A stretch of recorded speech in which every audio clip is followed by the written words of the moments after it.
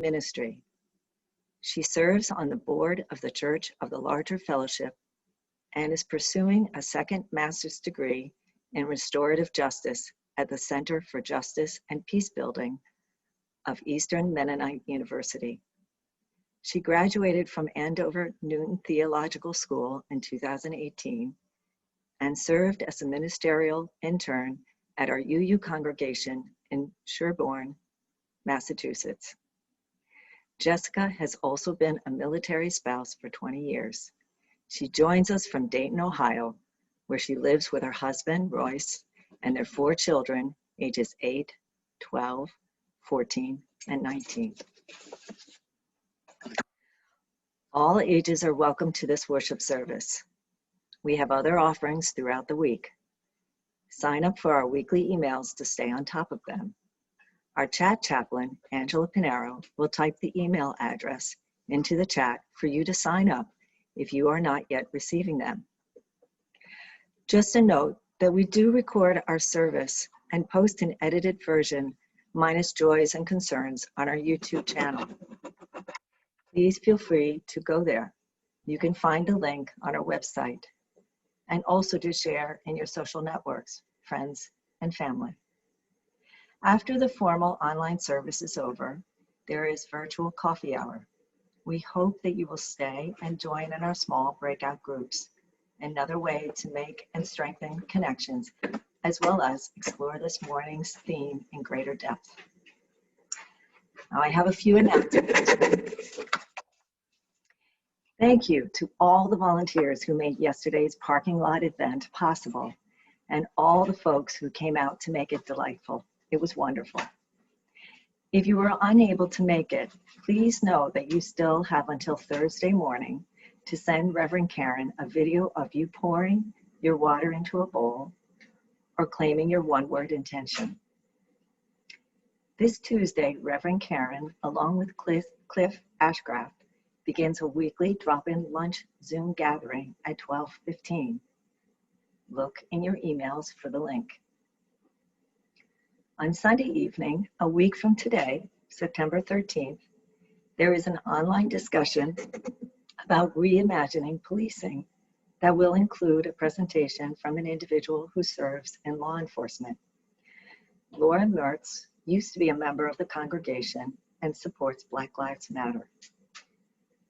TUS congregants are welcome to attend to learn and ask questions. Pat Connolly is beginning an 8-week mindfulness class soon. Based at TUS, it is open to the wider community and is a wonderful opportunity. Registration is required. Be on the lookout in the weekly email for information. Do you want to help engage voters in Pennsylvania? UU The Vote is partnering with organizations there, and Pat Connolly will help connect any TUS congregants to phone and text banking opportunities. His email is piconn@verizon.net, and we can put that in the chat as well. And now, let us raise up that which is worthy.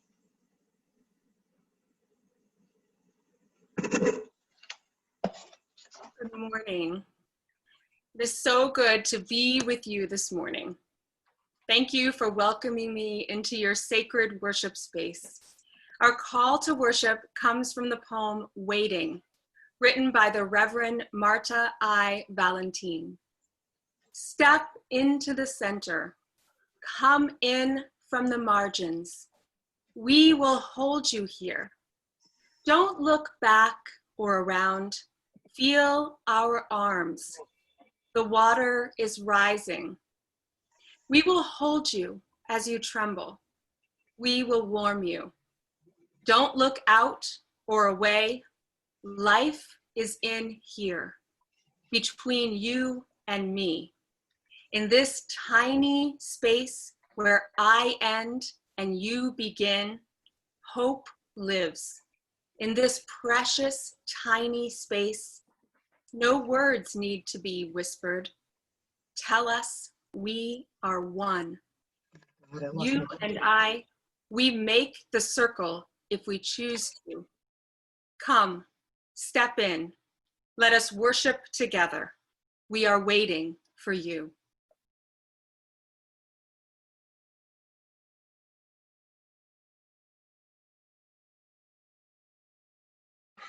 I now invite us all to kindle our at-home chalices, joining our flames with a virtual chalice in our beloved sanctuary, a sign of hope, a beacon of light in dark times, a symbol of resistance against evil.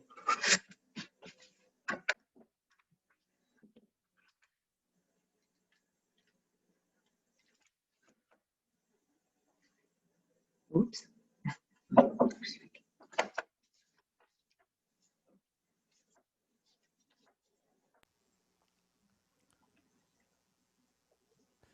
Good morning. Our first hymn today is "We Are a Gentle, Angry People." The words will be displayed on your screen.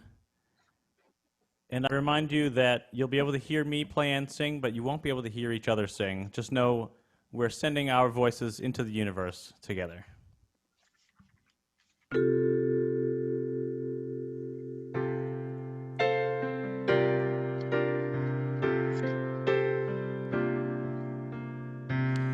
We are a gentle, angry people, and we are singing, singing for our lives. We are a gentle, angry people, and we are singing, singing for our lives. We are a justice-seeking people, and we are singing, singing for our lives.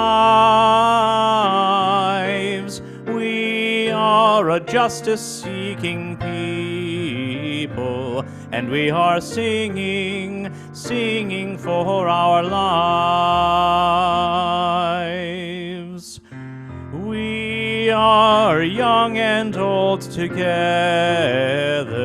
and we are singing, singing for our lives. We are young and old together, and we are singing, singing for our lives. We are a land of many colors, and we are singing, singing for our lives. We are a land of many colors, and we are singing, singing for our lives.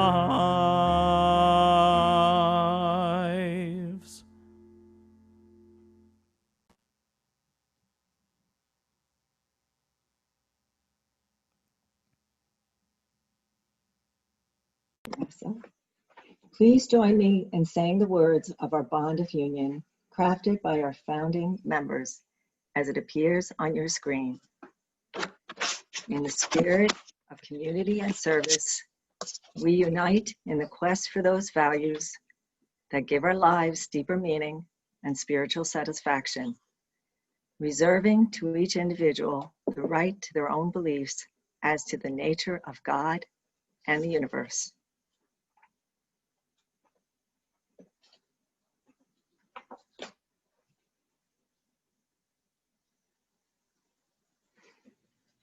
Hi, I'm Jessica Hess, your Director of Congregational Life. I'm so excited to be with you again this year, but especially excited to be with your youngest in the congregation. Hi to all my favorite Tusk kiddos out there. I want to talk to you guys for a second. Do you guys remember back in spring when we did Spirit Lab and I would tell a story and then we would talk about like why we couldn't be together in person? Yeah, okay, good. We talked about like the virus and germs and all that stuff and our hand washing. I bet you guys know a lot more about it now than you did then. I know I do. And we also talked about our adults. You remember? Our adults are trying our best. And at the time, we talked about how maybe sometimes they would go to the store and they couldn't get like our favorite food because it was out of stock, or Sometimes it was okay for our adults to take a break from us, and like sometimes they needed just a minute because this was like a new level of adulting they were unaware of, right? And we even talked about not wasting toilet paper because at the time it was so hard to come by. I hope we have enough now for everybody. So today I want to share with you a story and see if we can remember the most important thing that we discussed about our adults this past spring, because I think it's still true today. The story is called It's Give Yourself, a story about Ralph Waldo Emerson, and he was a famous writer, and I encourage you guys to look him up after worship today. This story is by Denise Tracy. "What do you want for your birthday?" the father asked his daughter. "Do you want a doll?"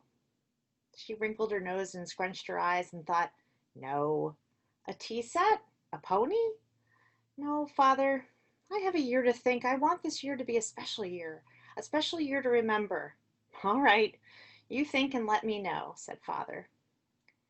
Ellen thought, and she thought of all the things that she loved, like chocolates and new dresses and hats and special boots and books and gloves and lace collars. This happened a long time ago when those things were all really popular.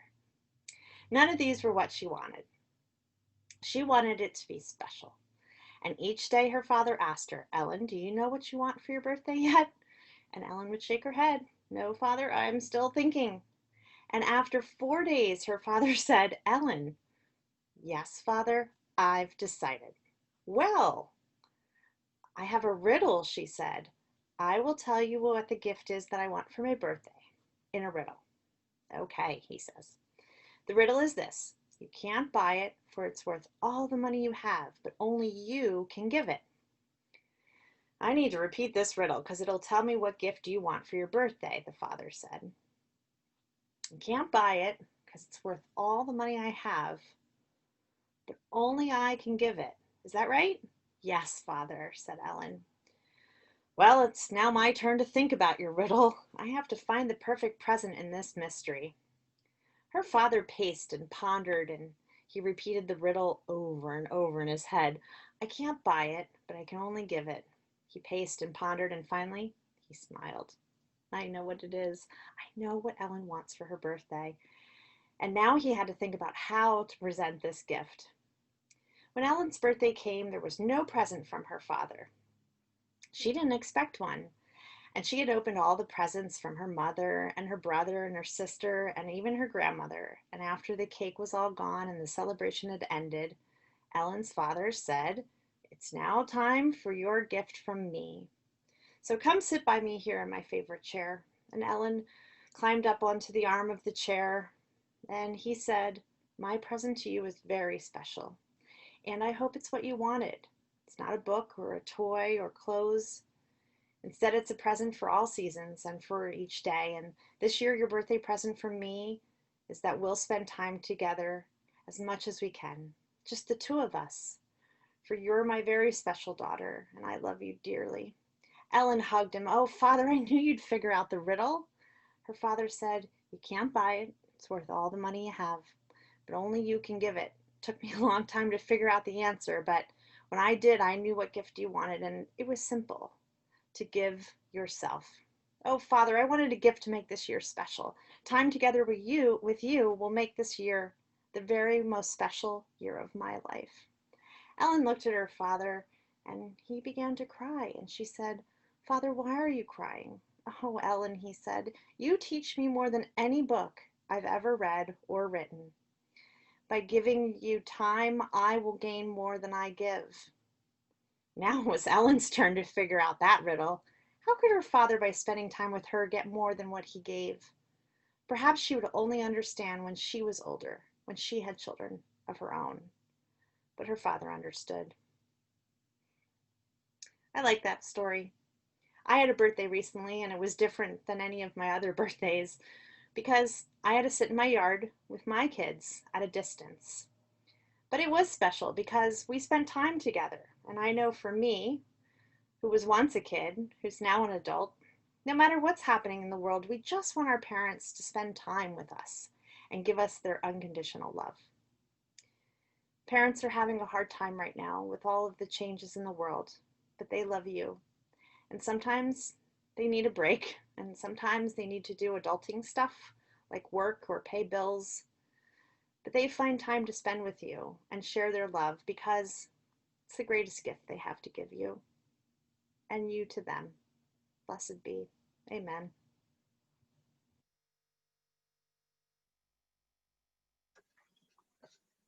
Spirit of life, thank you for the space, the energy, and the efforts that gather us into this shared virtual space.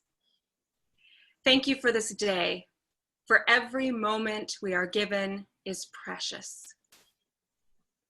Holy breath that sustains us, may we ground ourselves into place, feel our bodies in our seats, feel our feet on the ground beneath us, and let us take a deep, slow breath together.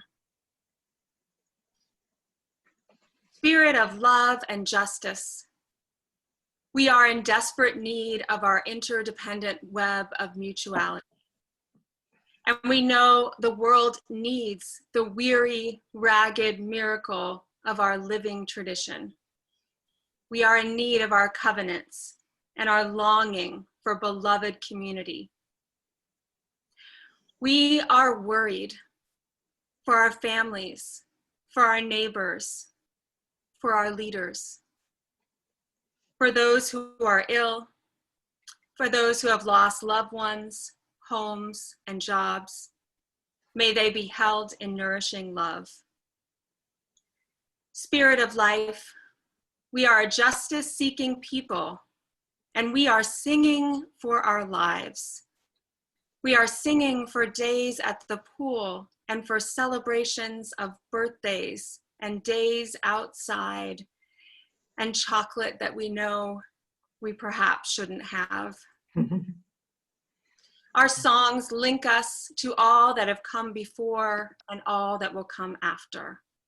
Our hearts are humble in the face of the great mystery of life. We know we're not the first to risk, to struggle, to love, to fight, and to celebrate, to know anguish, to need forgiveness and grace. We cast our lot together.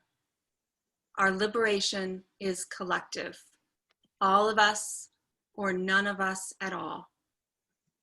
May we each give the gift that only we can give, the gift that costs all the money in the world, the gift of ourselves. May we ask for help so that we can give of ourselves freely.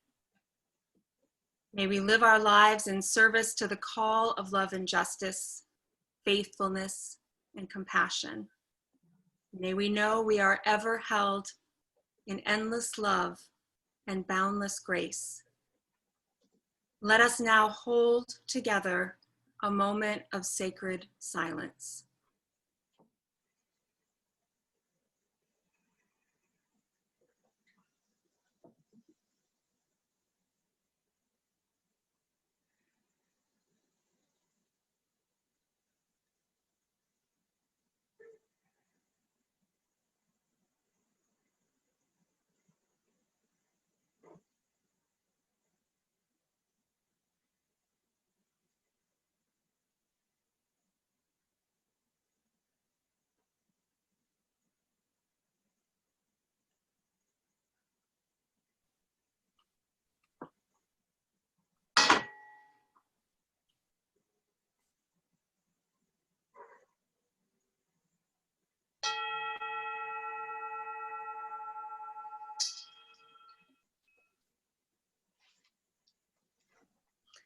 Amen and blessed be.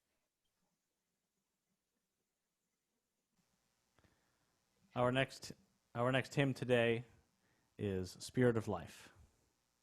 The words are displayed on your screen.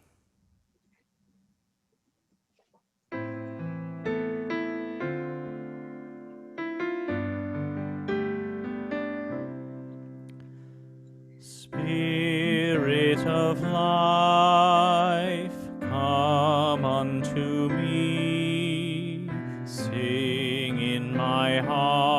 heart, all the stirrings of compassion. You're supposed to hum, not sing. Blow in the wind, rise in the sea, move in the hand, giving life the shape of justice. Roots hold me close, wings set me free. Spirit of life, come to me, come to me. Silent singer.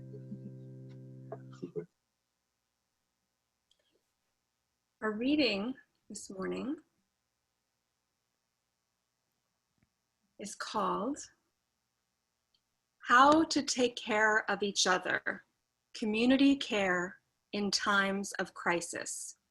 And it is by Abina Jones. Abina Jones is a trans person, identifies as a trans woman of color, artist, educator, writer, and designer living in the Bay Area in California.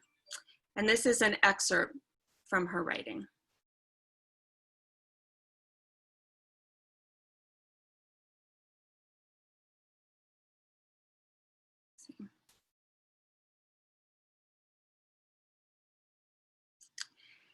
This moment will fade as the uprisings in Ferguson, Baltimore, and countless others further back in history did.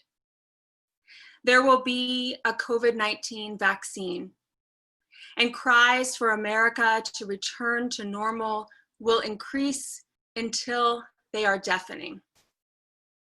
If we're not careful, the interdependence and community building we've had to rely on to survive the last couple of months will fade as well. But we know that normal was not working for most of us. We have to build community alternatives to policing. We have to reject rugged individualism. We have to recognize the limits of self-care. And we have to start with ourselves. We're fighting a marathon battle against entrenched white supremacy and capitalism, among other things. And building community care is a means to attempt to survive as we continue to live through this crisis, not as a way to solve it. The more we rely on each other, however, the less we need to rely on the state and its institutions. Asking for help when we're suffering is incredibly difficult.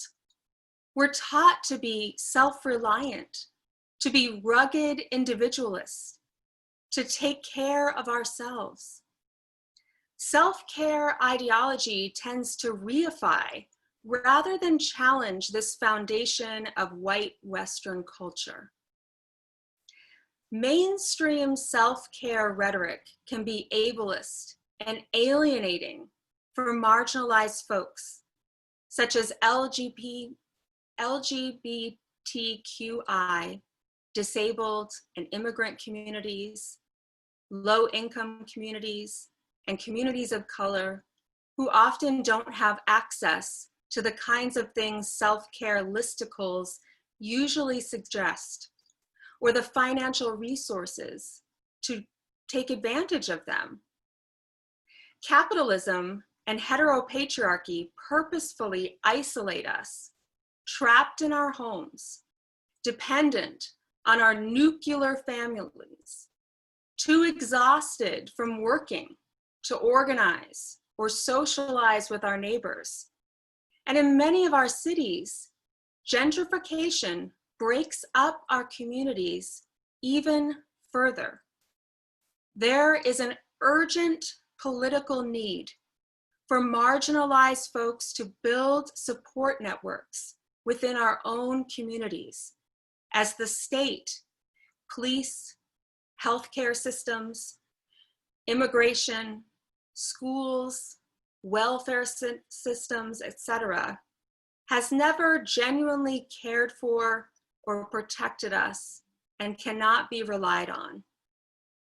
Those of us with disabilities who require assistance, support, and care from others in order to survive are in a difficult bind. We're often left relying on the state or on our significant others and biological family members for care. For many queer and trans people, significant others and family members are unavailable or overburdened by struggle themselves, and so we suffer alone. So what do we do? How can we take care of each other? The main idea is two-pronged. First, we must model in our own lives what we wish to see in community. That means, however scary and difficult, we have to teach ourselves how to ask for help. And second, we have to support our loved ones and community members to do the same. When we've all broken past the fear of being burdens on others, when we as communities learn how to ask for and give help and support, we'll be able to take care of each other. That is the end of the reading.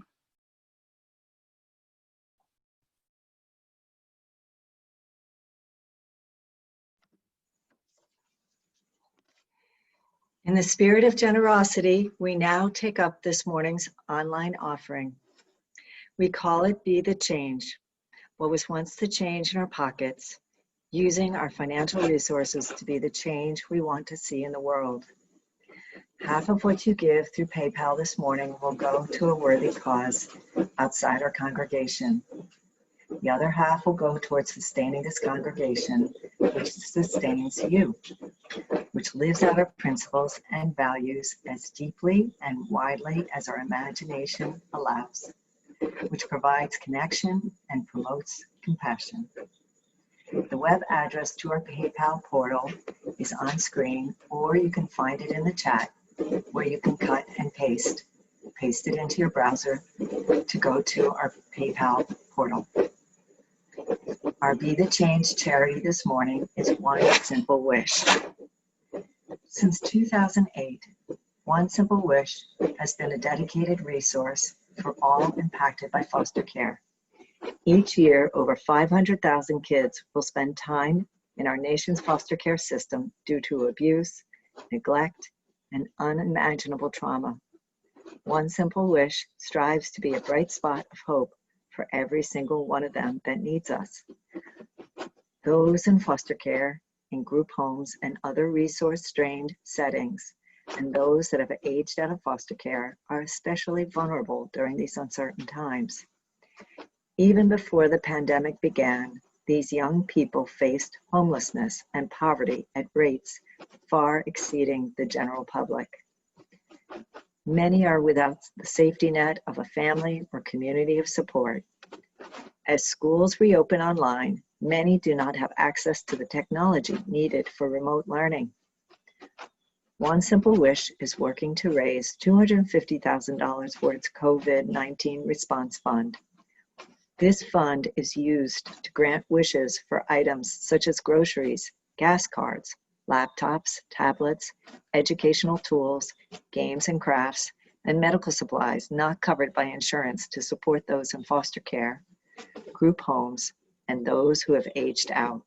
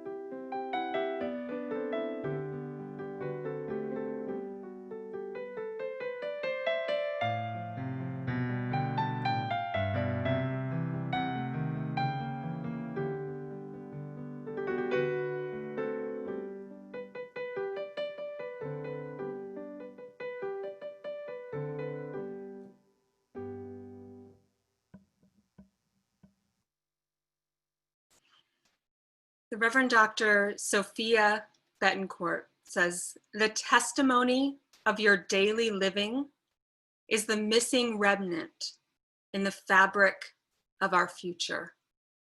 That missing remnant in the fabric of our future. I imagine a piece of that missing remnant might be grace, which is unearned. Is that which comes, something, help that arrives with us not doing anything to deserve it or earn it, unless, as the universalists that we are, we say that everyone is deserving. The inherent worth and dignity of every person deserves help and care and grace. 20 years ago, I gave birth to a tiny preemie baby. Our eldest daughter was 2 months early and spent time in the NICU, the neonatal intensive care unit. This was my spouse's first duty station. He's an active duty Coast Guard service member. So we were new to the area with no family and friends that were brand new. And having a brand new preemie that the doctors told me I couldn't take her anywhere. No going to the mall for baby photos or to new mommy groups or to the park. That I needed to keep her undeveloped immune system safe at home, led me to become very isolated. She also had terrible, terrible reflux, and she had to sleep sitting upright, which meant I had to sleep sitting upright. And we had the creakiest rocking chair that at times I felt like I wanted to chuck the rocking chair out the window. That combination of isolation and hormones and chemicals and circumstance and genetics led to me developing a very bad case of postpartum depression. And I was terrified to tell anyone of the suffering that I was experiencing, because I was afraid that if anyone knew what was going on inside of my mind, that they would take my baby away. Those myths that persist in our society. So I didn't tell anyone, but what I did just to keep myself going, I had made a commitment that my baby girl was going to have breast milk for a year, for the first year of her life. And so I decided that I had to keep living until I had pumped a year's worth of breast milk into the freezer. And any of you parents out there who have pumped or received donated breast milk can imagine the amount of little pouches of gold, liquid gold, that would take a year's worth. And when our daughter was about 3 months old, we moved to another apartment that was closer to the Coast Guard base. And so my daughter and I had a new neighborhood to explore on our daily walks together. And on one of those walks, we discovered a small family-owned coffee shop. And in this coffee shop, there were some teenagers lounging around, and it was the middle of a school day, so I wasn't really sure what was going on.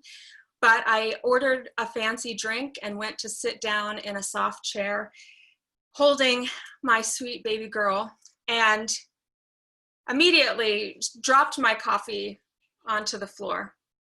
And Teresa, the owner of the shop, came over and gently said, let me have her, helped me hold the baby, helped me clean up the coffee, and made me a new drink, and told me to just go sit off and enjoy some quiet while she held and loved on my sweet little baby. And this started a daily tradition of my daughter and I going to the coffee shop. I would hand her to the owner, who would hold her on her hip while she served other customers. And I would go into the other room off the side of the main room and sometimes stare at the wall, sometimes read a book, and eventually start to connect with other mothers. And we got through that time. And once my daughter got older and I got braver, and I reached out and got some help for that postpartum depression, some therapy. I just want to put that reminder out there that help is always available. I reflected on that and thought, this coffee shop owner, this stranger, this loving woman, is how I survived my first year of parenthood. What would that look like in a pandemic version? And I realized with all of that is changed in this world so rapidly, wasn't quite sure. What it would look like for me is this spring, when we were new to Ohio, we had 4 people in our household sick and bedridden with COVID-19. These 4 members of my family were in isolation in different parts of the house. And my 8-year-old, my youngest, and I were sleeping on the couch together for 7.5 weeks. And our wonderful congregation here in Dayton, Ohio, were bringing us food and groceries, leaving them safely on the porch and driving away so that there was no contact, and things were going good, and we were feeling like we were going to get through this time. Then pneumonia set in, and things got a little bit tougher, but we still had enough food to eat and a roof over our heads and good medical care, and we were making it. But then the washer and dryer broke. But it was under warranty. But the repair technicians wouldn't come into the house because we had COVID-19. And the laundromats were closed because of the pandemic. And our laundry began to pile up. And it would have continued to pile up had I not talked about what was happening with my colleagues. And had one of my colleagues not said to me, "How can I help?" And I bravely said, "I really need help with the laundry, but no one will do it because of the pandemic, because we have COVID." And my friend did some research into how she might be able to safely do our laundry. And I found myself 20 years later, instead of passing a smiling baby to a coffee shop owner in my neighborhood, wearing a mask, standing with a beloved colleague and exchanging a bag of, friends, my dirty laundry, my family's dirty laundry, to my masked colleague who took it into her car, and she washed it for us.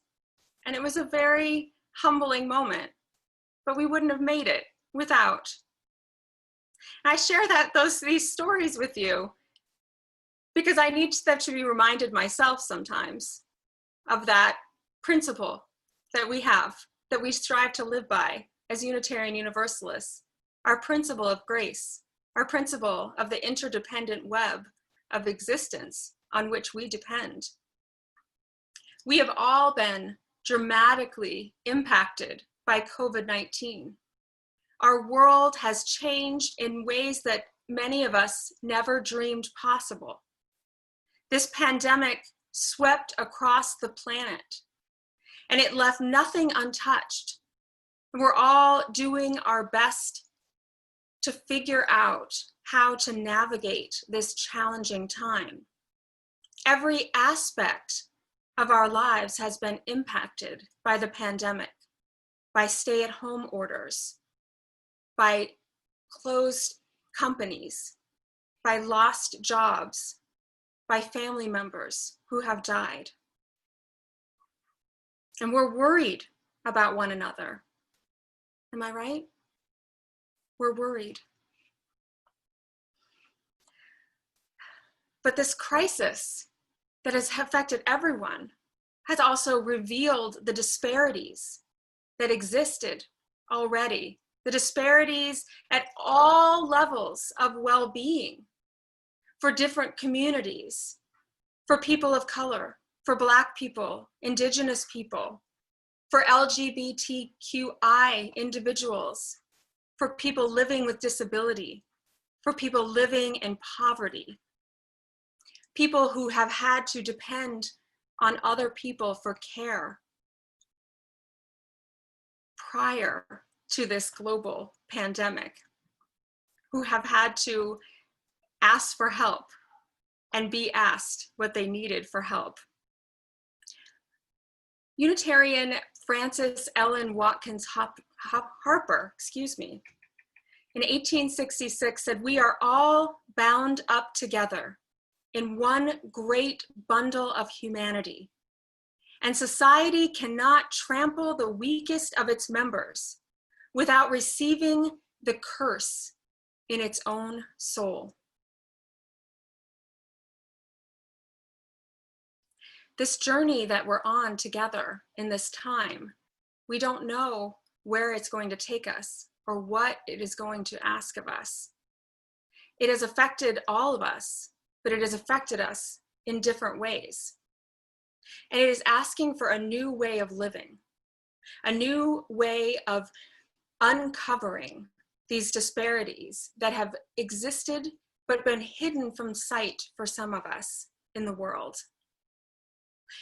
Disparities that lead to a father taking his children to celebrate one of their birthdays, getting a phone call for help from a friend along the way who is having relationship difficulties with someone she needs to get out of the house. The friend who stops and offers the help. The police arrive. The friend is happy to see that the police are there. And when the friend tries to leave, he's shot in the back in front of his children.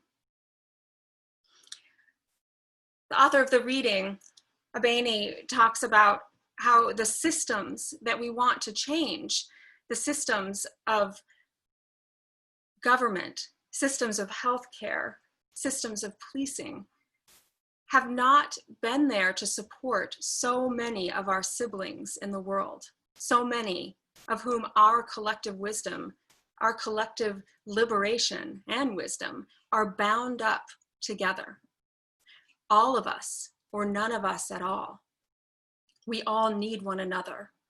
We need opportunities to hear the stories of one another, to learn from one another, to ask, what do you need? And to respond with an honest answer about what we really do need for help. When we really need someone to hold our child so that we can stare at a wall. We really need someone to wash our clothes because the washing machine is broken. For me, it was an unusual occurrence. For some parents, the washing machine in the building is always broken, and the laundromat is always too far away, and the bus doesn't run on a reliable schedule. What are the ways that we can help one another? We'd love to share food and fellowship together. And how do we do this in this new time where we're trying to be safe in this time of pandemic? How do we be good accomplices now? When we worry about our children, about our families. Some are trying to navigate online schooling for the first time, and we want to help them. What does it mean to be a part of this interdependent web right now with social distancing, mask wearing, hand washing, and sanitizing? How do we be good accomplices to the social uprisings happening nationally? How do we support the Black Lives Matter movement? Be active citizens and vote. To donate when we have the resources to do so. Center racial justice in our lives. And most importantly, to give of ourselves, that gift that only we can give, that costs all the money in the world, that gift of ourselves. And the only way that we can give that gift of ourselves is if we have our needs met, our basic needs, and up that triangle, right? Our spiritual needs.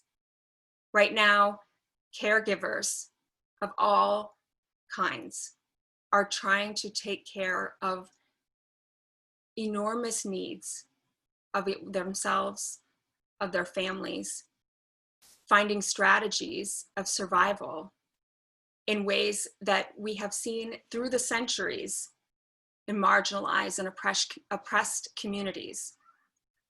Ways of subversiveness, of collective wisdom sharing and resource sharing that has nothing to do with the government, nothing to do with organized systems, and everything to do with looking at who is around us, who is within arm's reach, who are we meeting on our walks around our neighborhood?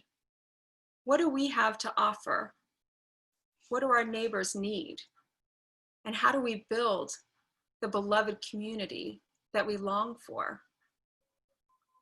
These needs begin at the very basic level, but we can't deny our spiritual, our heart and emotional, our needs for connection, and our possibilities moving forward. The finding ways to extend grace depends on learning what it looks like for the people around us. What does it feel like? Take a minute in this moment to think about, what does grace feel like to me at this moment in time? Is grace a bag of freshly washed laundry left on your porch?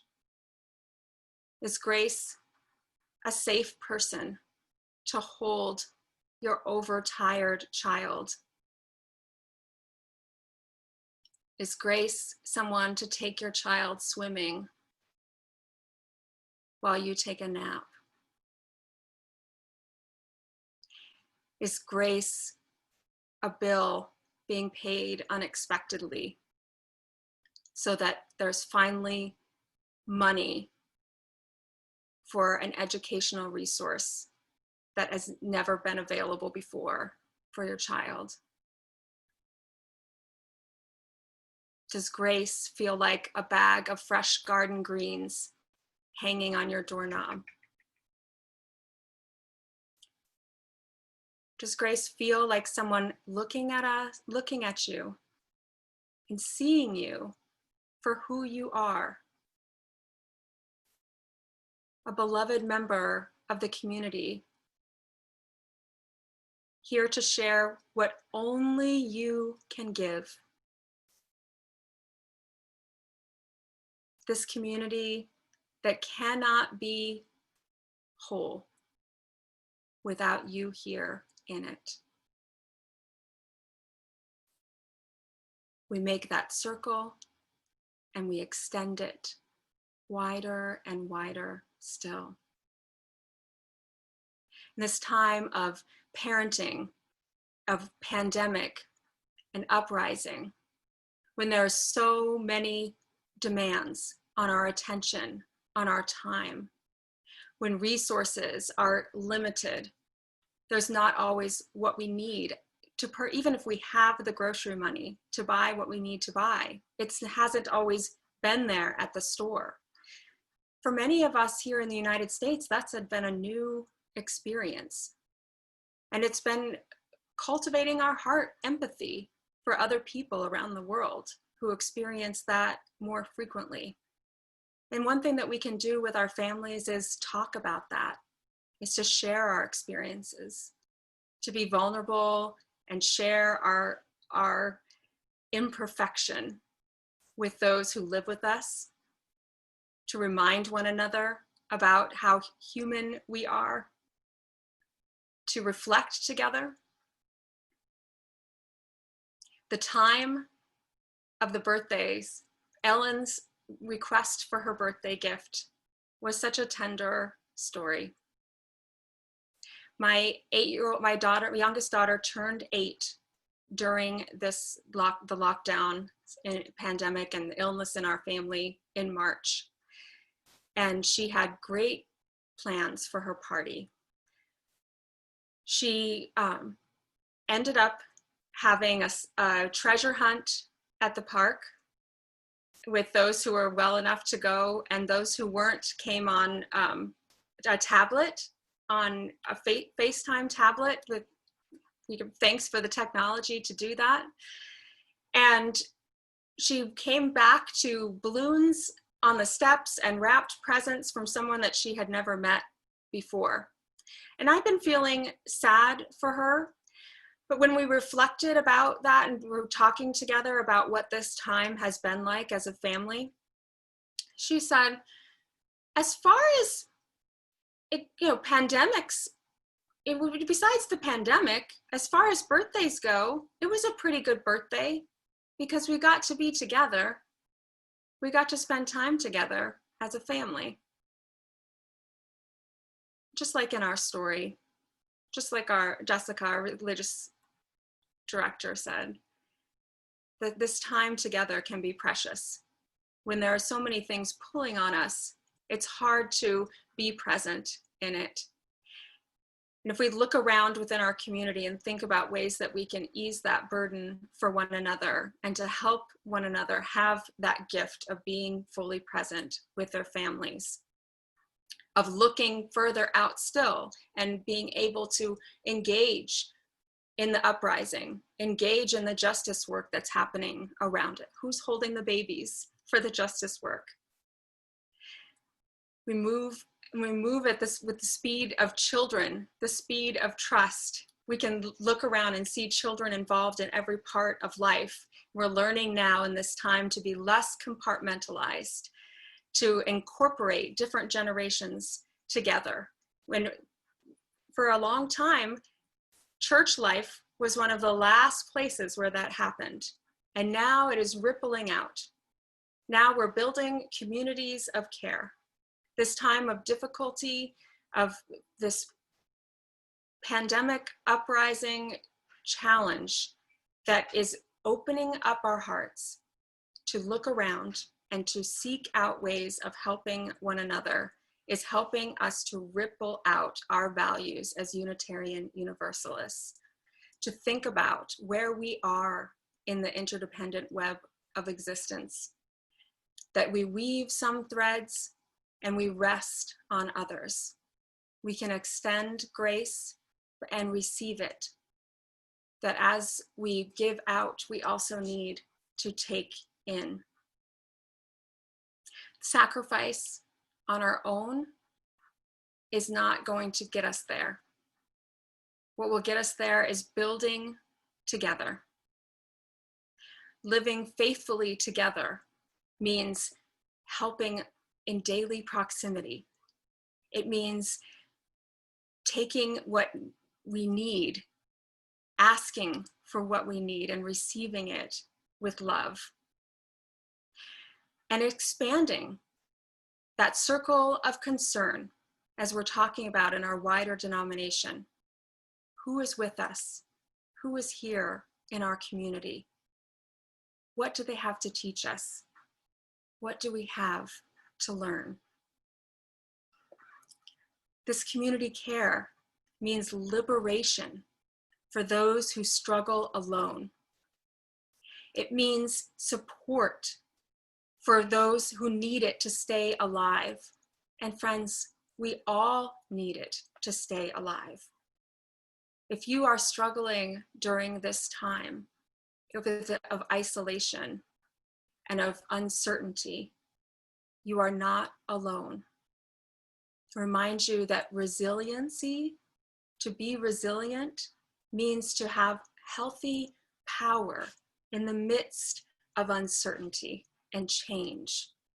Healthy power is power with, and you have great power with your congregation, with your community here that loves you and needs you. You are worthy of this community. You have gifts and time and stories that only you can give. So bring them forth, give them, rest on the interdependent web, weave the threads that you need to weave. Know that you are so much more than any work that you need to do, anything that you could ever produce. Your worth is infinite. The grace that is available to you is infinite. And it is there for you in the love and help and care that your community has to offer. I ask you that if we're all going to make it to the other side, we will make it because of the care of others. So take care of one another, friends. All of us or none of us at all, we are all bound up together. Amen.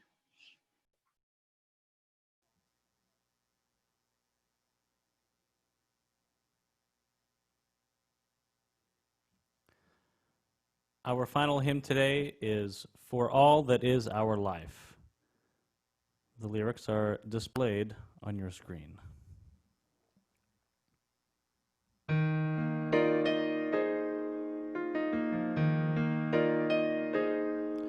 For all that is our life, we sing our thanks and praise. For all life is a gift, which we are called to use to build the common good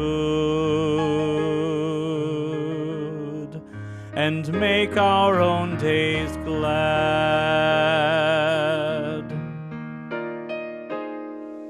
For needs which others serve, for services we give, for work and its rewards, for hours of rest and love, to come with praise and thanks.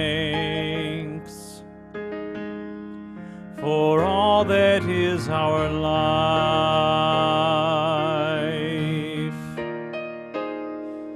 for all that is our life, we sing our thanks and praise. For all life is a gift, which we are called to use to build a common good and make our own days glad.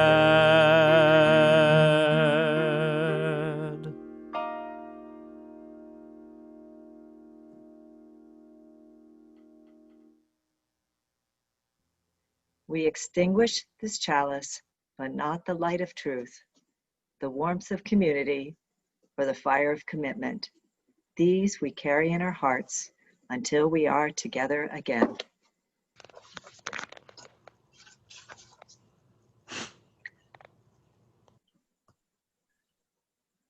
Beloveds,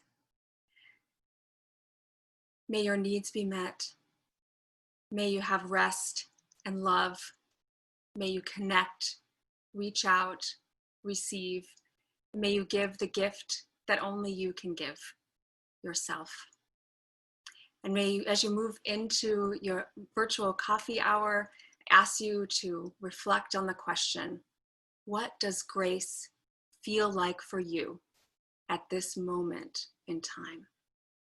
Thank you. Blessed be, and amen.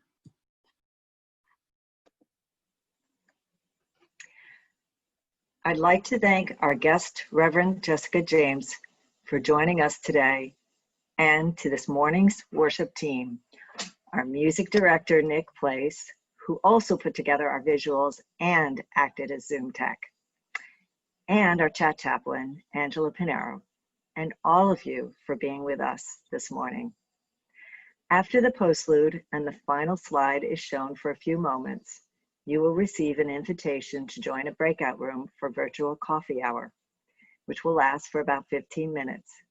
Please consider the question, what does grace feel like for you at this moment in time? Please click join if you want to attend. It's another way we share fellowship and stay connected in this difficult time. Have a great week, everyone.